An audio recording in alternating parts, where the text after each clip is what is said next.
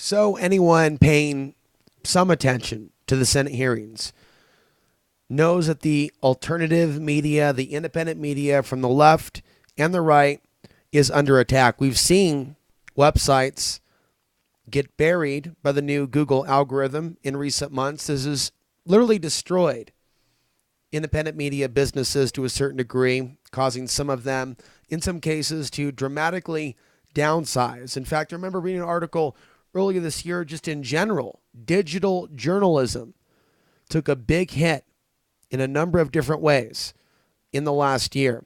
So what I'm going to be showing you now are a few articles. Google's threat to democracy continues to hit alternative media. This is from TruthDig. We'll also be looking at this particular report from Salon. The attack on fake news is really an attack on the alternative media. So there's many angles to this. And as I mentioned in a previous video, they're saying that more and more Americans are joining ISIS, being radicalized by online videos. There's a bait and switch. If you watch the second day, I'll do a separate video and review it. Stay tuned for that. Also, sign up to the newsletter. Click on the link down below. Look for it in your junk mailbox. We're up to 54. Thank you. Let's keep going. Let's get to 60 the next day. I need to start reaching you directly with these videos. Social media, right, is manipulating the algorithm, so we're like invisible. But I'll tell you what, the fake news is still all over fake news. Oh, fake news Facebook. Yeah, so Facebook made sure that a lot of us were exposed to a lot of disinformation. There's a lot of ways in which that has caused a divide in our society, and even unnecessary forms of tribalism and paranoia. I'm going to be addressing those topics. So let's read this. The attack on fake news is really an attack on alternative media.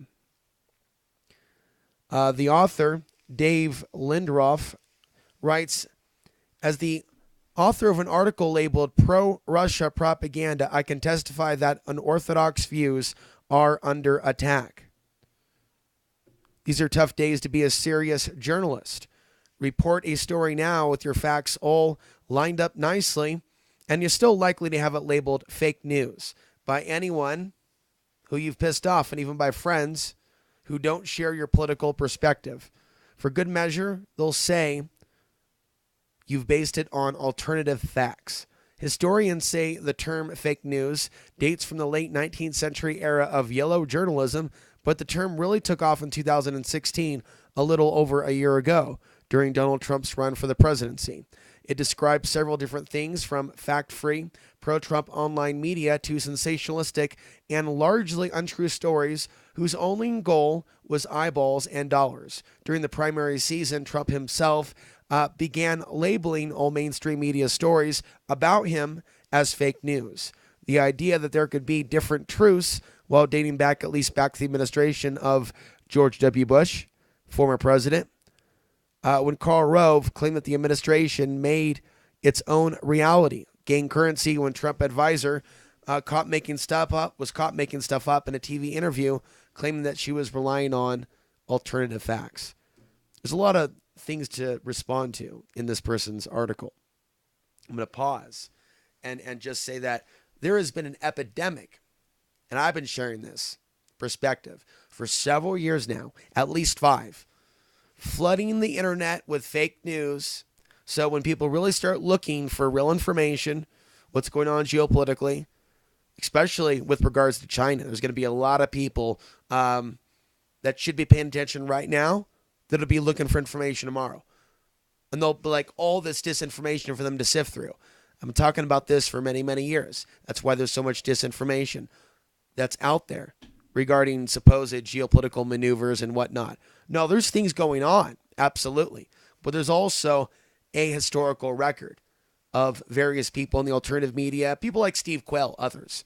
They're saying China was about to invade like 10 years ago, 15 years ago at the Mexico border, and certain fake news headlines rehashed over and over and over again. So the idea of there being fake news, and even some of us questioning that, that's been going on the last decade.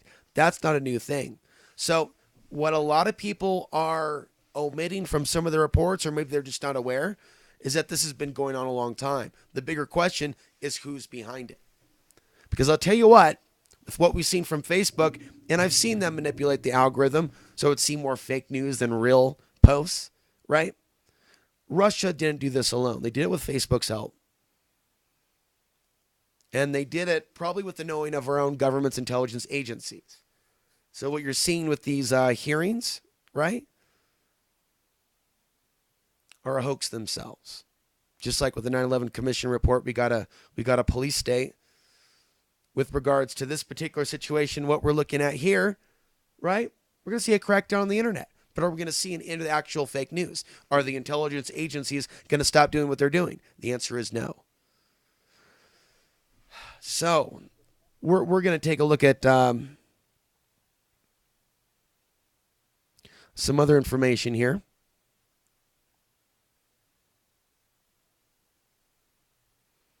So they're getting into the other websites, that have been put on the list. You probably heard about the Washington Post republishing a list of 200. And so, yeah, you have some people that are like rehashing or reposting on their websites, RT talking points or certain things. And I'm not pro-Russia, but people that basically are sharing their own opinion. People that are actually in the independent/alternative media. But there's a whole slew of fake news websites that I don't really see them going after. So there's a real false flag nature to this whole thing. It's like there's all this disinformation that is there, and they're going after these sites over here. It's really, really interesting. So it talks about Counterpunch being put on the list, which is left-leaning, not pro-Russia. There was Activist Post that was put on that list. There was Alternet that was put on that list. And Activist Post just had their YouTube channel taken down. Some of the channels are being hit with strikes because some of their videos are considered too controversial. One YouTuber, I don't have his exact name. It was maybe 107 Morris. I played a clip from his channel. He was saying he was going over to another platform because he got 2 strikes. So again, sign up for the newsletter. None of us know what's going to happen. Which one of us has a crystal ball? But this has been building the last couple of years. This author goes on to talk about their own journalism and it really having nothing to do with being pro-propaganda, pro-Russia propaganda. You'll have to read it for yourself, but I just want to bring it to your attention that it's not just me that's seen the connection here. The attack on fake news is really an attack on alternative media. This is actually a longer article here, right here.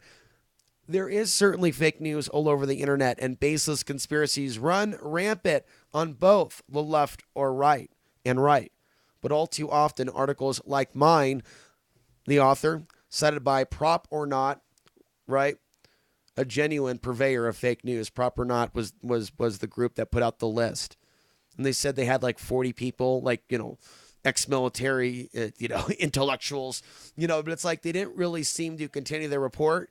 It's like, okay, show me how intelligent your team of 40 is. You know what? I smell BS. A team of 40, really? It took a team of 40 to put together that crappy report? One person could put all that together, and just claim that they're an organization. And that's more than likely what it was. So who knows what's going on with that? And yet we have independent journalists that aren't guilty of putting out fake news being targeted. And I would say if people get big enough, sometimes there's an advantage of being small potatoes. But, you look at some of the people that they went after, with people that with sizable audiences, first and foremost. And now they're manipulating the algorithms and feeds on social media so their audiences shrink. That's why a lot of people are scrambling to get people on their newsletters so they can reach people over email. That's why Patreon's become a popular thing. By the way, check my link out down below if you want to support. But that's become something that people have turned to. Thank you, Christina Jones, for your pledge. And so that has helped those of us on YouTube weather the storm. as we go through this. A wide threat to online media. And that's what I want to tell you about the Senate hearings, what I was going to get into earlier. They have basically made this connection between ISIS recruitment and social media, online videos. So it's like a bait and switch, right? So on one hand, people are going, hey, that's a fake investigation. There is no influence over social media. There is no manufacture, divide, and conquer fake news. That's all BS because they're angry about Donald Trump, right? But the reality is there is fake news, and it goes beyond politics and the Donald Trump-Hillary Clinton election. Like I said, it's been going on for years. It's just now coming out because they're going to use it. Problem, reaction, solution, and they do a bait and switch. At the beginning of the day 2 of the Senate hearings, again, I'll show you a video of this, and at the ending, right, like a sandwich, right? At the beginning and the ending, and day 1 as well. They focused on ISIS recruitment, right? And right as Diane Sawyer does this very disturbing piece on CBS News, about this this young man that allegedly joined ISIS that was an American, a Middle Eastern guy. So they play up this whole fear, this boogeyman, right, of these demographics of American citizens, telling people the straight face that it's because of the internet, the free flow of information over the internet, right? People are joining or trying to join terrorist institutions. This is a dangerous precedent. What about Jihad Jane, right? The blonde-haired, blue-eyed female that wants to join ISIS. Why do you think they've been doing that for so long? I mean, they've been doing that for a number of years, but why? But why? So a wider threat to online media. That's a threat to any online news organization, including this one, that depends upon equal access to the internet and to fast download speeds. So whatever's going on here is bigger. Just like I was alluding to, it's like, the tower in the movie Devil's Advocate. You got all this evil going on. You got the tech giants there. You got the president there. You got the senators there.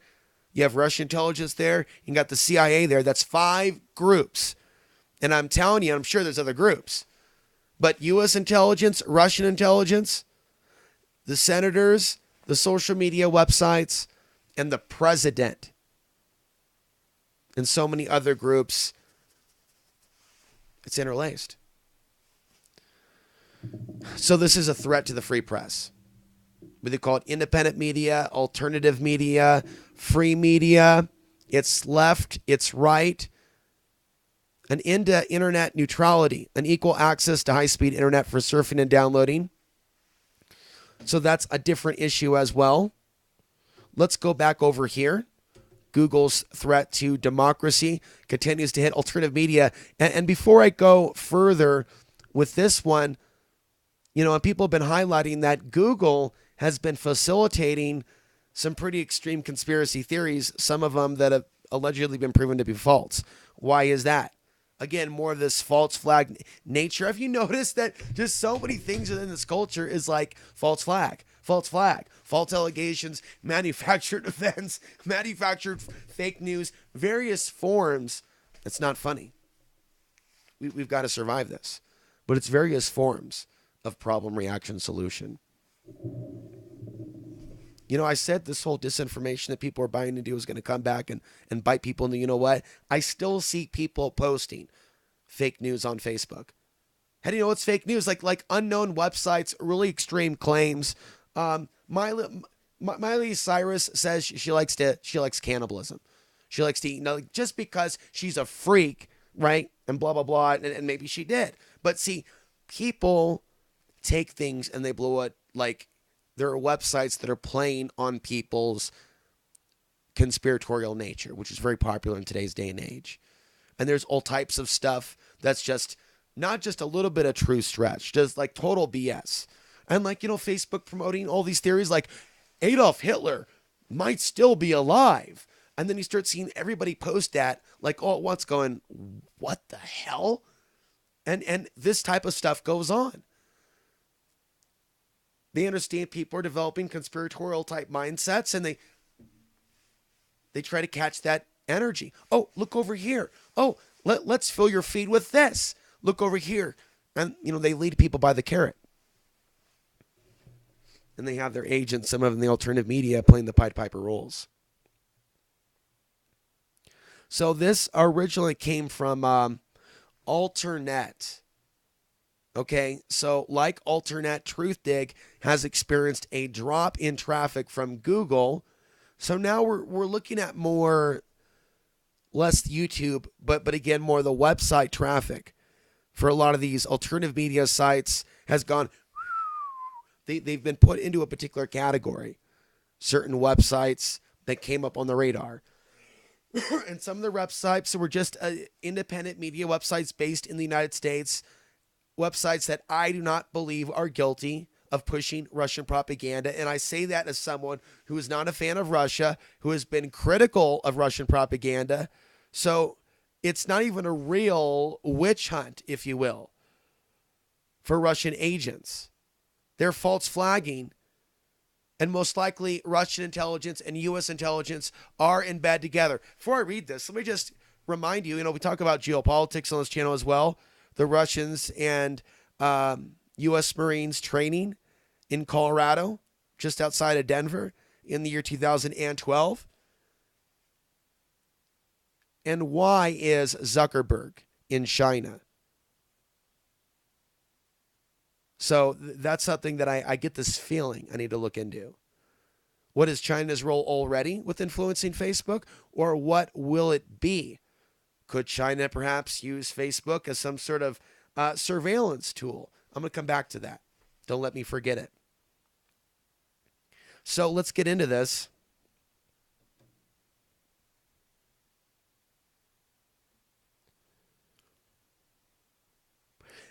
As one of the search engine optimization experts we consulted said, quote, "It looks like you guys are the dolphin that got caught in the tuna net."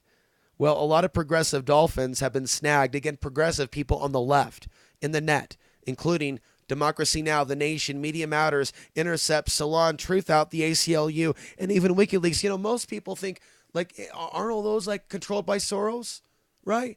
And just some of these popular conspiracy theories of Soros behind it all. I'm not a fan of Soros, but Soros and Clinton by themselves don't run the New World Order. There's a lot of disinformation, a lot of lead us in these traps, and it's just those two.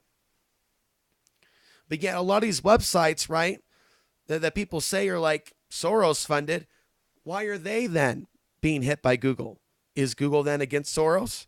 See, some of the conspiracy theories people are running with don't make sense. People said Google was against Trump, right? That was false. The establishment and Google ads were not against Trump. There was a lot of stuff that's geared to Hillary, criminal. I'm not for Hillary, but I can see when there's an ad trying to play games with people.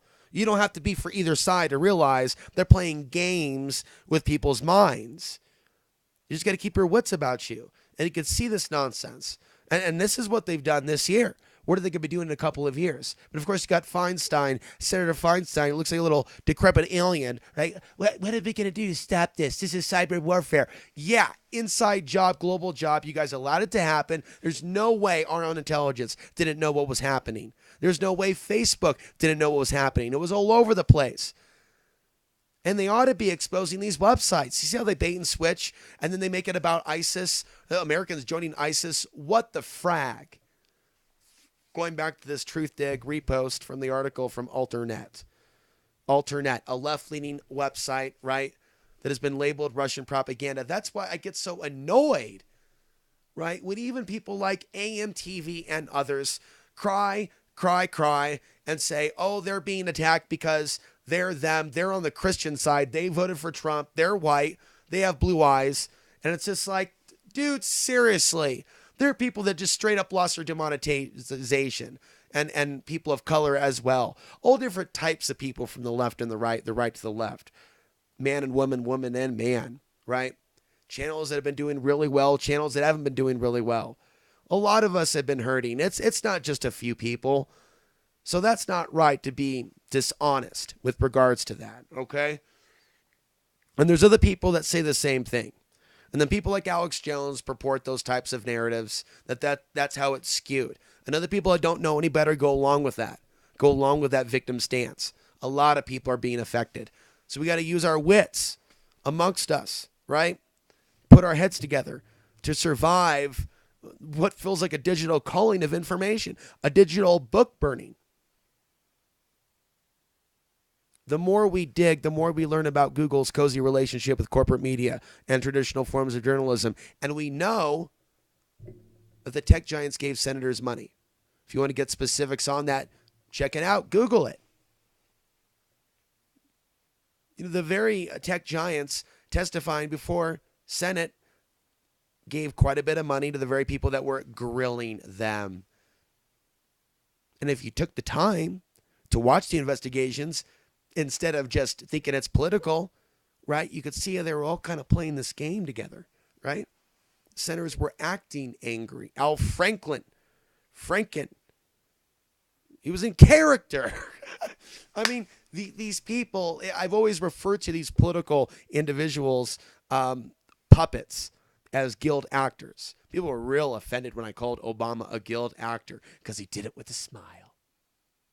Now you got a guy who actually is an actor in the form of Donald Trump, a billionaire reality TV star. People are like, that's legitimate. He's outside the establishment. Google don't like Donald Trump. Do you realize, like, the web traffic that the Trump support base is getting right now? It's exploding. The people that are just maintaining that, because people are looking for that outlet, not just Fox News. People are looking for alternative media outlets that are pro-Trump. That is a niche. And some people went along with that, whether they know better or not, or they really believe in their heart. And they also learn how to color up that niche with religious icons and sigils. There are people in the alternative media that should have been acknowledging the real fake news that does exist, especially those with powerful voices, large reaches. And they haven't.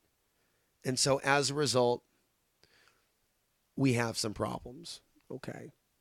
So Google is trying to protect itself from critics of fake news at the expense of the valid independent outlets, writes Truth Dig or Alternet. The progressive news media fights fake news every day. We support efforts to weed out the propaganda, false stories, and disinformation. But the irony is, while searches to progressive sites are getting buried, Google is not doing a good job of fighting fake news. Immediately after the Vegas shooting, Google featured 4chan. Okay, very, very important point. One of the worst purveyors of fake news and propaganda at the top of its search. And USA Today reported on that. Google is giving the mainstream media ammunition against the alternative media. Do you understand? Because we've had a freedom, right, to even be anonymous and share information on the internet. Massive amounts of other websites were developed. They got popularized on fake news on Facebook. And I testified before you, maybe not like, I, Alex Ansary, but I've been talking about this for years. In fact, I just recorded with my camera. I'll upload it. When I upload this, you'll see, right? Antifa, ready for war. November 4th, like shotguns with pictures of like Redneck Revolt. I'm not for those groups, but I'm not going to false flag them for political reasons. People need to wake up and realize it's never right to do that. And it is happening. It is happening. And it's an agenda. Problem, reaction, solution. People ought to be talking about this with the same passion that they did about 9/11, because this is a big event happening on the internet. And there are people going along with fake news, not even realizing that demonizing like innocent people, like that's a trap. Not only is it a moral trap, it's a trap when it's disinformation. And I still see people posting this stuff without even realizing they're being duped. They like the conspiracy lollipop so much. Anything that has a conspiratorial tone to it, people just reshare that stuff. It's like it's their last cigarette or something, before they go in and get in the chair. Now, not to get graphic, but ooh, man, people like that, some of that juicy. And it's like, it almost like has a euphoric rush, like cocaine, like the scarier that it is. the more intimidating the story is. This group is going to get you. Ah, yes. And all the anger and little angry little emojis now that people can express on Facebook. From laughing to crying to angry. So there could be like an article saying like, this group has been saved. They're not going to die. They've been relocated. And they could be like, hey, a few likes and like 1,000 like angry faces. Whoa. Whoa. Really? 1,000 angry faces. Whoa. And that's what we've got as a result of the disinformation. People have been dehumanized. So I want to thank you for watching, and I'll be back with more.